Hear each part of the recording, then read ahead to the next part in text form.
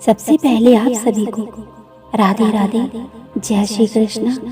आप सभी का स्वागत है मेरे चैनल काव्या कजरी पर। जय शिव शंकर, जय भोलेनाथ, हर हर महादेव। भगवान भोलेनाथ का नाम नीलकंठ क्यों पड़ा? चलिए जानते हैं संपूर्ण कथा। एक समय की बात है, दुर्वासा ऋषि अपने शिष्यों के साथ शिव जी के दर्शन के लिए जा रहे थे। मार्ग में उन्हें देवराज इंद्र मिले। इंद्र ने दुर्वासा ऋषि और उनके शिष्यों को विनम्रता पूर्वक प्रणाम किया। तब दुर्वासा ऋषि ने इंद्र को आशीर्वाद देकर भगवान विष्णु का पारिजात पुष्प प्रदान किया। इंद्रासन के गर्भ में चूर इंद्र ने उस पुष्प को अपने ऐरावत हाथी के मस्तक पर रख दिया। उस पुष्प का स्पर्श होते ही ऐरावत सहसा भगवान विष्णु के समान तेजस्वी हो गया। उसने इंद्र का परित्याग कर दिया और दिव्य पुष्प को कुचलते हुए वन की ओर चला गया। इंद्र द्वारा भगवान विष्णु के दिव्य पुष्प का तिरस्कार होते देखकर दुर्वासा ऋषि के क्रोध की सीमा न रही। उन्होंने देवराज इंद्र को वैभव से हीन हो जाने का श्राप दिया। दुर्वासा मुनि के श्राप के फलस्वरूप लक्ष्मी उसी क्षण स्वर्गलोक को छोड़कर अदृश्य हो गई। लक्ष्मी जी के चले जाने से इंद्र आदि देवता निर्बल और धनहीन हो गए। उनका वैभव लुप्त हो गया। इंद्र को बलहीन जानकर दैत्यों ने स्वर्ग पर आक्रमण कर दिया और देवगण को पराजित करके स्वर्ग के राज्य पर अपना परचम फहरा दिया। तब इंद्र देव गुरु बृहस्पति और अन्य देवताओं के साथ ब्रह्मा जी की सभा में उपस्थित हुए। तब ब्रह्मा जी बोले, देवेंद्र, भगवान विष्णु के भोग रूपी फूल का अपमान करने के कारण रुष्ट होकर भगवती लक्ष्मी तुम्हारे पास से चली गई हैं। उन्हें पुनः प्रसन्न करने के लिए तुम भगवान नारायण की कृपा दृष्टि प्राप्त करो। उनके आशीर्वाद से तुम्हें खोया वैभव पुनः मिल जाएगा। इस प्रकार ब्रह्मा जी ने इंद्र को आश्वस्त किया और उन्हें लेकर भगवान विष्णु की शरण में पहुंचे। वहां भगवान विष्णु भगवती लक्ष्मी के साथ विराजमान थे। देवगण भगवान विष्णु की स्तुति करते हुए बोले, भगवान, आपके चरणों में बारंबार प्रणाम है। भगवान, हम सब जिस उद्देश्य से आपकी शरण में आए हैं, कृपा करके आप उसे पूरा कीजिए। दुर्वासा ऋषि के श्राप के कारण माता लक्ष्मी हमसे रूठ गई हैं। दैत्यों ने हमें पराजित कर स्वर्ग पर अपना अधिकार कर लिया है। अब हम आपकी शरण में हैं, हमारी रक्षा कीजिए। भगवान विष्णु त्रिकालदर्शी थे। वे पल भर में ही देवताओं के मन की बात जान गए।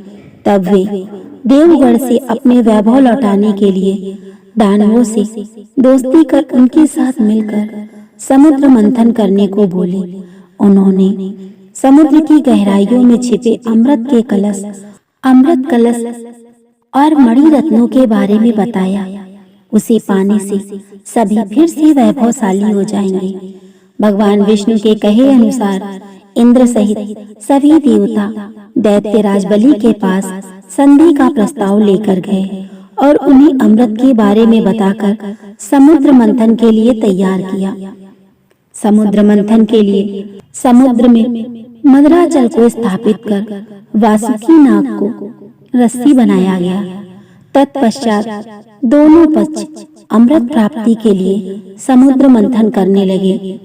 अमृत पाने की इच्छा से सभी बड़े जोश और वेग से मंथन कर रहे थे। सहसा तभी समुद्र में से कालकूट नामक भयंकर विष निकला। उस विष की अग्नि से 10 दिशाएं जलने लगी। समस्त प्राणियों में हाहाकार मच गया। देवताओं, दैत्यों सहित ऋषि, मुनि, मनुष्य, गंधर्व और यक्ष आदि उस विष की गर्मी से जलने लगी।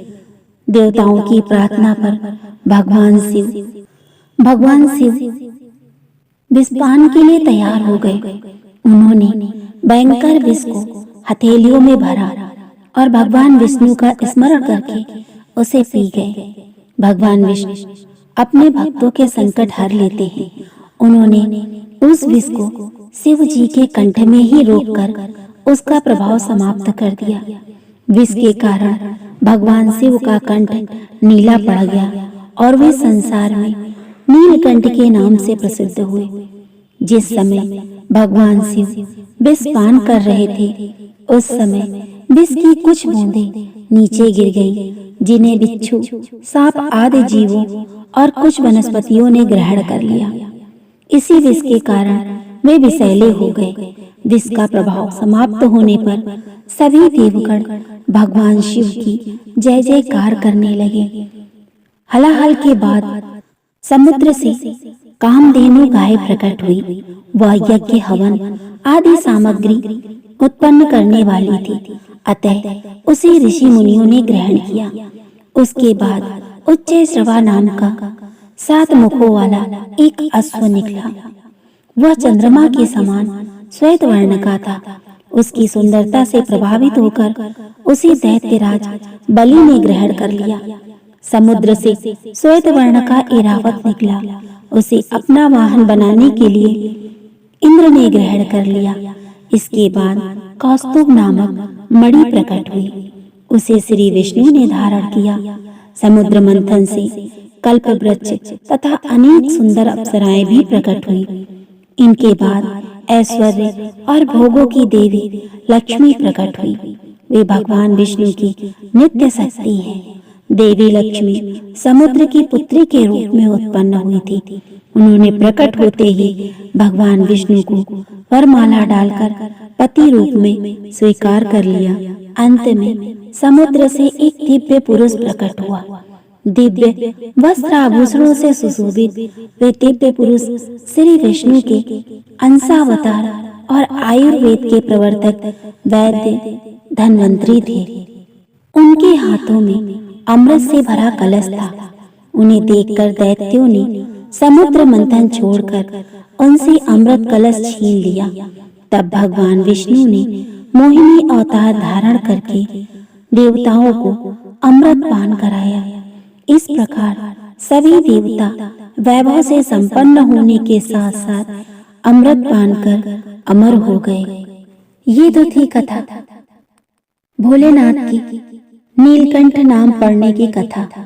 अगर मेरा वीडियो पसंद आए, ऐसे ही और वीडियो देखने के लिए मेरे चैनल को सब्सक्राइब करें, लाइक करें, शेयर करें और कमेंट करें। राधे राधे दोस्तों, जय श्री कृष्ण।